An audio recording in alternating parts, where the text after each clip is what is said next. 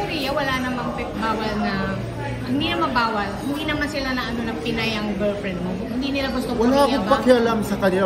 Hindi naman bawal, pero wala akong pakialam sa ibang tao. Importante yung talaga ako, siya, tapos magulang niya, magulang ko. Super happy yung magulang ko. Super happy yung magulang niya. Happy kami dalawa. Tsaka happy yung mga family members eh. Yun muna, pinapakinggan mo lahat ng sinasabi ng ibang tao. Di ba?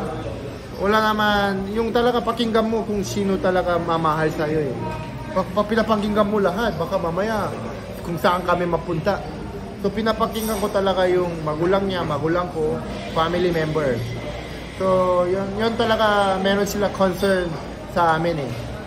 So para sa future namin. Kumain na siya dito? Kumain na siya, siyempre. Good tasting. Good tasting. Sinabay? Oo, si Showtime family. Pumunta sila sa top opening. Ah, nag-top opening. Oo, top opening.